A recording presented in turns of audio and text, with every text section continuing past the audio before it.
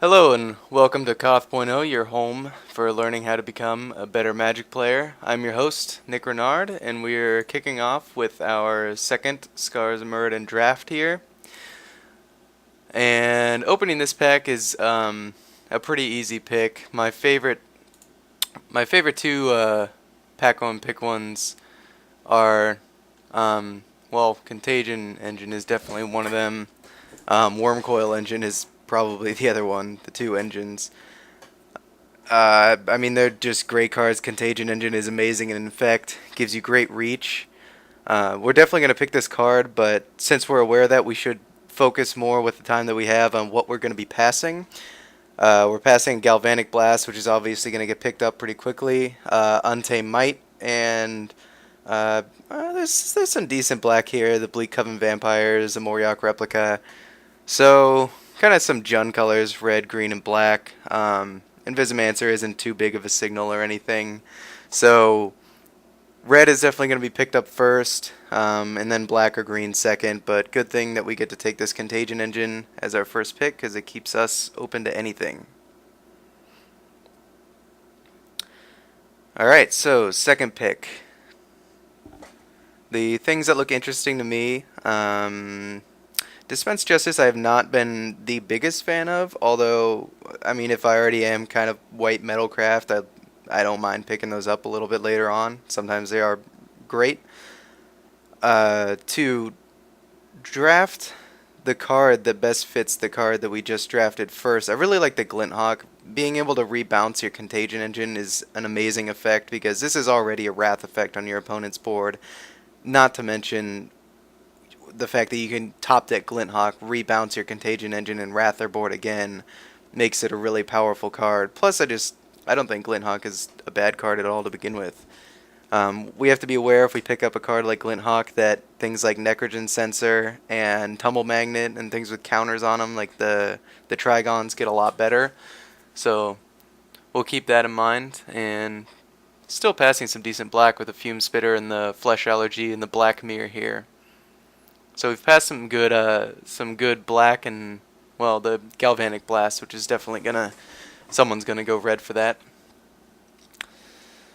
And here we go. This is an interesting pick. I'd say the two best cards are the Acid Web Spider and the Revoke.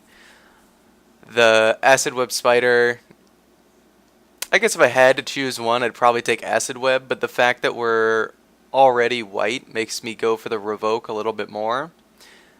That, and I'm not the hugest fan of green-white. When I'm playing with white, I like to pair it with, my favorite one to pair it with is blue. Second is probably, I really like black-white Metalcraft. And then if you're able to pull it off, white Metalcraft is good, or white-red Metalcraft is great, but just those two colors are so highly drafted, it's really hard to do.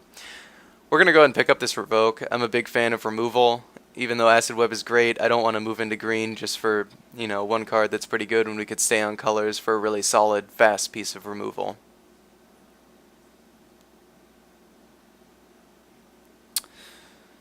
Okay. So, now it looks like we may be moving, or just be picking up another pick that would allow us to go into a separate color. With Glint Hawk and Revoke, I'm kind of looking more towards an aggro strategy, but so picking up a card like Engulfing Slagworm, I don't know if this is the best pick, although this is pick 4, and a lot of people do like this card, so they may be aware that Engulfing Slagworm is being passed and, leave green. However, I think that Wall of Tanglecord is just a better card. We can bounce it with Glint Hawk pretty early, which, having those early drops to be able to get that Glint Hawk out there earlier is good. Corpsecur is good with Glint Hawk if, we were Infect, but we're not, so I've never played an Infect deck with white in it. So yeah, we're going to take this Wall of Tanglecord, and hopefully it'll set us up for some kind of Metalcrafty type thing. Alright, let's talk synergy. Liquimetal Coating is great with Revoke, being able to exile anything. We haven't moved into another color for Vidalcan or Carapace Forger, and we're not going to take Icarats. We're not. So far, I would not say that we're poison. I like the liquid metal coating. The reason being, it turns on Metalcraft really quickly. It's an uncommon, so they're a lot harder to see. So if you are looking for one later on, they're harder to find. And it goes with our Revoke better than... I mean, the next card I would pick would be the Vidalcan Surtark because I do like blue-white. But with Metalcraft, I always draft the metal first and get the Metalcraft later. I don't pick up the Metalcraft cards like here, the Auriok Sunchaser. I'm not going to take that first and hope that Metalcraft cards come later. For me, right here, this is going to be a really controversial pick right here because there's a lot of decisions. Actually, all these cards are playable, which another reason why it makes it such a tough pick. We're not going to take any of the poison cards. That's pretty obvious. I'm not going to take the Auriok Sunchaser because, like I said, I like to get the metal first and the Metalcraft later. And these guys get past very, very easily. I'm not a huge fan of moving into other colors if I can stay on color, and I think Heavy Arbalest is just, I mean, well, it is a better card than the other ones once you get online. And it stays on colors. If we can pick up Solitons later and move into blue-white, it's amazing. And I'm actually really happy to see that pick right there. And a lot of people would disagree, I think, with my pick, but I'd say 99% confident that Heavy Arbalest is the best pick right there. So, we were thinking about going into aggro, but right now, I mean, with the Heavy Arbalest being as slow as it is, and being able to slow roll a Contagion Engine on someone in Wall of Tangle Cord, I think we may move into more of a control-y deck, and maybe this Glint Hawk we can pick up some kind of, get some more Tumble Magnets later or something for it. The Stoic Rebuttal, if we are playing a control deck, obviously counters are good in control. Twisted Image doesn't really do much, and Scrap Diver, we'll see another Scrap Diver. I'm not worried about it right now.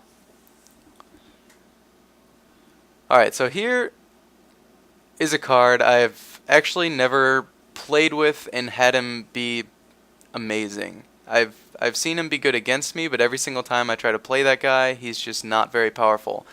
However, we're not necessarily blue yet. We have two cards that I really like to have in blue. The Heavy Arbalest and Stoic Rebuttal are both blue cards, but they are definitely cuttable, and we can play the Arbalest whether or not we have it.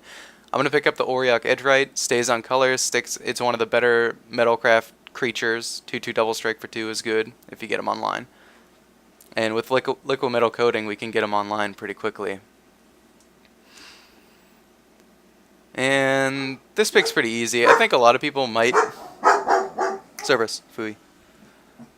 That's my German Shepherd barking at someone at the door. And a lot of people might take the Bladed Pinions here. I'm not a big fan of this card. Bleak Coven's great, very underrated. I'm happy to take this here. And yeah, that's definitely the pick.